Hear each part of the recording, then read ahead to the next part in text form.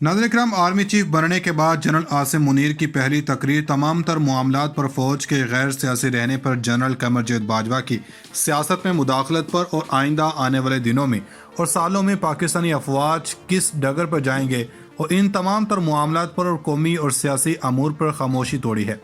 पाकिस्तानी फौज के नए सिपा सलार ने और जो गुफ्तगू हुई है ये बड़ी अहम है और इस सारे मामले में छक्का किसका लगा है और ये सारी की सारी पेशरफ्त किसकी फेवर में जाएगी, ये बड़ी अहम है। और इस अहम पेशरफ्त में आपको नाज़रीन इस वक्त पाकिस्तान में एक जानब तो सियासी खेल दिलचस्प है लेकिन ख़तरनाक मरहले में दाखिल हो चुका, वहीं दूसरी जानब सब की निगाहें फ़ौज पर हैं। आसिम मुनीर नए सिपा सलार और नई एस्टेब्लिशमेंट और GHQ की नई पॉलिसियों पर उम्मीदें हैं। पॉजिटिव रहना चाहिए, अच्छे की उम्मीद रखनी चाहिए और ये चीज़ें अहम भी हैं, लेकिन इस सब में तजस्सुस भी है। और जनरल कमरजावेद बाजवा कहते रहे कि वो न्यूट्रल हैं, फरवरी में होने का फैसला किया।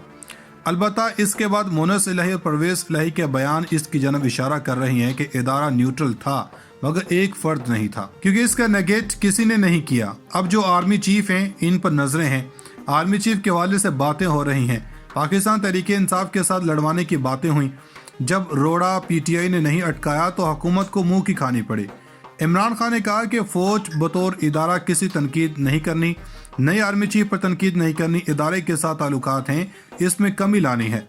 ये बड़ी खुश आइंद बातें हैं और ये छोटी छोटी बातें हैं मगर ये काफ़ी काम आती हैं, लेकिन ताली दोनों हाथों से बजती है। दूसरी जानब क्या है, दूसरे कैंप में क्या है, ये बहुत अहम है। अब यहाँ पर एक नेशनल सिक्योरिटी वर्कशॉप होती है और ये नेशनल डिफेंस यूनिवर्सिटी में होती है और इसमें कुछ वर्कशॉप्स हैं। इसमें जो पार्टिसिपेंट्स होते हैं वो हर वॉक ऑफ लाइफ से होते हैं। इसमें सियासतदान होते हैं, निजी शोबे से होते हैं, सिविल सोसाइटी के लोग होते हैं, अहम लोग हैं जो ये कोर्स करते हैं। इसमें एक नेशनल मीडिया वर्कशॉप होती है। इन वर्कशॉप्स के अंदर नॉर्मली चीफ या बाकी चीफ्स गुफ्तगू करते हैं। इसके पार्टिसिपेंट्स के साथ नए आर्मी चीफ ने बातें की। आर्मी चीफ ने पहली मरतबा लब कुशाई की है, ये बड़ी अहम चीज़ है। अहम लोग खिताब करते हैं। इन सब के अंदर 2-3 वजूहात की बिना पर आसिम मुनीर का खिताब इसलिए भी ज़्यादा अहम है कि वो किस ख्याल के हैं। अभी तक इमरान खान से इनका फड्डा करवाने की कोशिश की जा रही है, वो नाकाम ही हुई है, मगर असल में ये लोग इमरान खान को नहीं बल्कि इदारे को नुकसान पहुँचा रहे हैं। अब यहाँ पर कुछ सहाफ़ियों ने बातें की हैं, उमर चीमा और एजाज सैयद ने भी बातें की हैं। ये सब के अंदर नेशनल सिक्योरिटी वर्कशॉप होती है और ये बलूचिस्तान के कॉन्टेक्स्ट में भी थी। ज़्यादातर लोग बलूचिस्तान से थे और कुछ लोग सिंध से भी थे। इन्हें GHQ बुलवाया गया था, वहाँ पर इनका इंटरेक्शन करवाया गया नए आर्मी चीफ आसिम मुनीर के साथ। बलूचिस्तान के हवाले से बात की कोशिश होगी कि फ़ौज का किरदार है वो कम से कम किया जाए। सपोर्टिंग रोल जारी रहेगा, लेकिन असल एडमिनिस्ट्रेशन है जिन्होंने मामलात को चलाना होता है। ये हमारी कोशिश होगी, इदारे के लिए भी ये बेहतर है और मुल्क के लिए भी बेहतर है। दो चीज़ें बहुत अहम हैं, एक ये कि आइन और दूसरा जो इमेज है, जो रिस्पेक्ट है, आर्म्ड फोर्सेस की इज़्ज़त, इन पर कोई कंप्रोमाइज़ नहीं होगा, आइन पर भी और आर्म्ड फोर्सेस की इज़्ज़त पर भी। इन्होंने कहा कि जो लोग जानते हैं इन्हें शक नहीं होगा कि मैंने हमेशा कानून की बालादस्ती की बात की है और मैं इस पर बात ही नहीं करता, मैं इस पर अमल भी करता हूँ। शुरुका में से किसी ने पूछा कि चीफ ऑफ आर्मी स्टाफ की तैनाती का मसला था, पूरे पाकिस्तान ने देखा कि कौन लगे कौन नहीं, तो चीफ से पूछा गया कि क्या ये मुमकिन नहीं कि सीनियर मोस्ट की तरह सीनियर मोस्ट को लगा दिया जाए। इस बार पहली बार ऐसा हुआ, लेकिन जैसे सुप्रीम कोर्ट में होता है जजेस के हवाले और चीफ जस्टिस के हवाले से जो तरीक़ाकार था। अब दूसरा सवाल ये था कि एक्सटेंशन का कानून भी ख़त्म नहीं हो जाना चाहिए, यानी ये बेयकीनी ख़त्म हो जाए। तो आसिम मुनीर ने एक बड़ा मेच्योर किस्म का रिस्पॉन्स दिया। इन्होंने कहा कि ये काम हुकूमत और सियासतदानों का है, ये इनसे पूछें, हमें इस पर कोई एतराज़ नहीं है। फ़ौज का काम अपने इनपुट के तौर पर काम करना है, अपना पर्सपेक्टिव दे सकती है, अपना ओपिनियन दे सकती है, फैसला हमारा नहीं होता और हुकूमत का फैसला होगा कि ये सब कुछ और इस तरह की कानून साजी करनी है। आर्मी का काम हुकूमत को डिक्टेट करना नहीं है और ए पॉलिटिकल और गैर सियासी रहेंगे। खान ने भी जब मुबारक दी थी तो इन्होंने 14 अगस्त 1947 का कायद का पैगाम साथ में शेयर किया था जब मुबारकबाद दी गई थी। गालिबन उसी चीज़ की बात वो भी कर रहे थे। किसने इस दौरान जनरल बाजवा की बात की तो उस पर जनरल आसिम मुनीर ने कहा कि ये सिर्फ बाजवा का फैसला नहीं था, क्योंकि आर्मी में सब इनपुट देते हैं, जो भी फैसला हो जाए फिर सब इस पर आते हैं और जब फैसला होता है सब इस पर अमल भी करते हैं। तो उधर परवेज लहर मोनस इलाही के बयान पर इन्होंने कहा कि मुझे नहीं पता, मैं इस प्रोसेस का हिस्सा नहीं था, लेकिन सवाल ये था कि वो आर्मी चीफ के पास मशवरा भी लेने क्यों गए थे। یعنی چودھری کیوں گئے تھے؟ اور ایک اور بندے نے سوال پوچھا جن کا عمر چیمہ اور اعزاز چیمہ نے کوٹ کیا۔ انہوں نے کہا کہ اسلامک بیک گراؤنڈ والا بھی ہے، کیا پاکستان میں سعودی نظام ختم نہیں ہو جانا چاہیے؟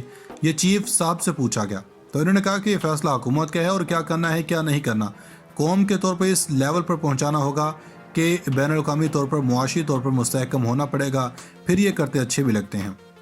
ادھر اسلام آباد ہائی کورٹ نے وزیر اعظم شہباز شریف کے صاحبزادے سلیمان شہباز کی حفاظتی ضمانت منظور کرتے ہوئے وفاقی تحقیقاتی ادارے کو وطن واپسی پر انہیں گرفتار کرنے سے روک دیا اور انہیں 13 دسمبر کو عدالت میں سرنڈر کرنے کا حکم دے دیا۔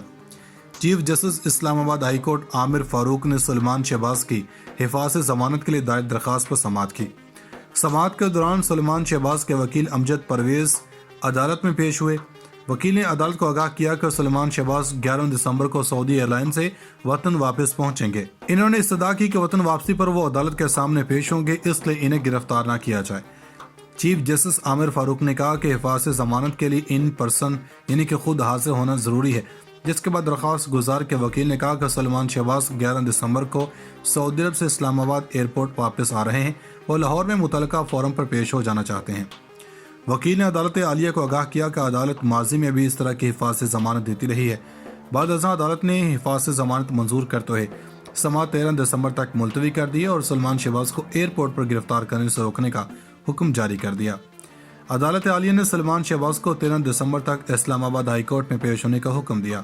خیال ہے کہ سلیمان شہباز نے اسلام آباد ہائی کورٹ سے حفاظتی ضمانت طلب کی تھی، جس کے بعد وہ ملک واپس آ کر متعلقہ عدالت میں پیش ہونا چاہتے تھے۔